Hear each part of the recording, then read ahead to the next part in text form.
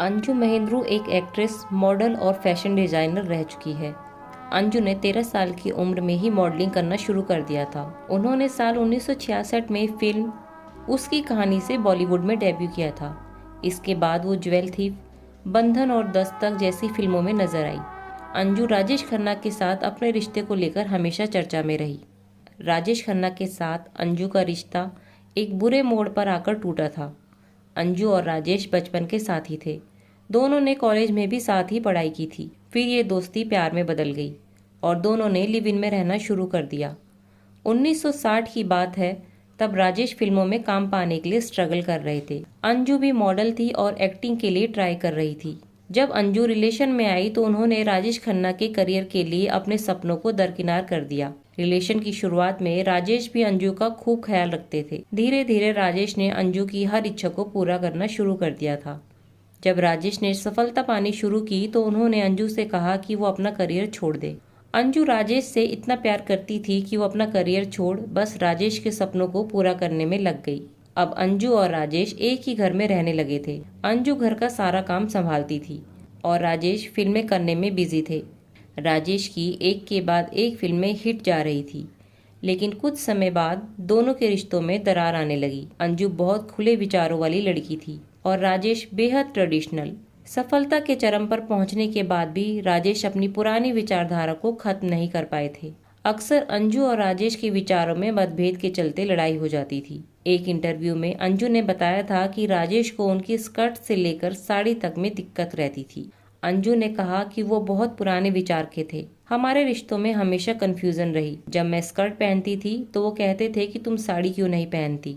जब मैं साड़ी पहनती थी तब कहते थे कि साड़ी क्यों पहनी, खुद को भारतीय नारी की तरह प्रेजेंट करने की कोशिश क्यों करती हो। इसके बाद हमारी बहुत लड़ाई होती थी। हमारा रिश्ता टूटने की वजह ही ये थी। स्टारडस्ट को दिए एक इंटरव्यू में अंजू ने बताया था, उनकी एक फिल्म फ्लॉप क्या हुई वो झल्ला उठे, वो मूडी थे, उन्हें छोटी छोटी बात पर गुस्सा आता था। वहीं राजेश को ऐसा लगता था कि मैं उन्हें समय नहीं दे रही थी। एक इंटरव्यू में राजेश ने भी अपना दर्द बयां किया था।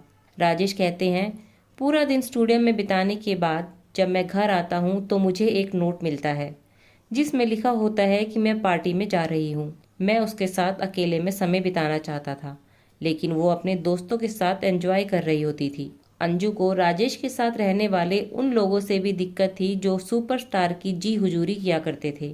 राजेश खन्ना को ये भी लगता था कि अंजू उनकी माँ के साथ समय नहीं बिताती।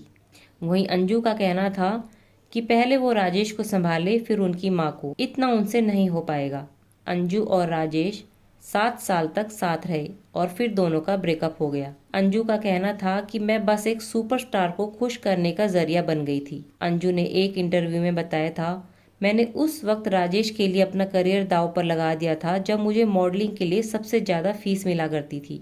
उसने मुझे संजीव कुमार के साथ फिल्म भी नहीं करने दी, जबकि मैं करना चाहती थी। राजेश को एक हाउसवाइफ चाहिए थी। वहीं राजेश को लगता था कि अंजू को फिल्मों में छोटे मोटे रोल मिलते थे। उन फिल्मों को छोड़कर अंजू ने कोई बड़ा त्याग नहीं किया। अंजू राजेश को छोड़कर जा चुकी थी। खबरें आई कि अंजू के जाने के बाद राजेश उनसे बदला लेना चाहते थे। इसलिए जिन डायरेक्टर और प्रोड्यूसर ने अंजू को कास्ट किया था, उन्हें राजेश ने दोगुनी कीमत दी और कहा कि अंजू की एड फिल्म और मूवी उन्हें बेच दे, जिससे ये फिल्म कभी रिलीज ही ना हो पाए। अंजू को सबक सिखाने के लिए राजेश ने डिम्पल कपाड़े से शादी करने का फैसला किया। राजेश और अंजू भले ही जुदा हो गए थे, लेकिन राजेश इस जुदाई को पचा नहीं पा रहे थे। डिम्पल का उनकी जिंदगी में आना एक खूबसूरत ख्वाब की तरह था, लेकिन राजेश ने डिम्पल से शादी अंजू से बदला लेने की जल्दबाजी में की थी और अंजू को जलाने के लिए अपनी बारात जानबूझकर अंजू के बंगले के नीचे से निकाली थी। डिम्पल और राजेश का रिश्ता भी तल्खियों भरा ही था, लेकिन राजेश के अंतिम दिनों में डिम्पल और अंजू दोनों ही उनके साथ थी। ये राजेश का असाधारण व्यक्तित्व ही था कि कोई चाहकर भी उनसे नफरत नहीं कर पाता था। उन्होंने अपना निजी जीवन भी एक सुपरस्टार की तरह ही जिया।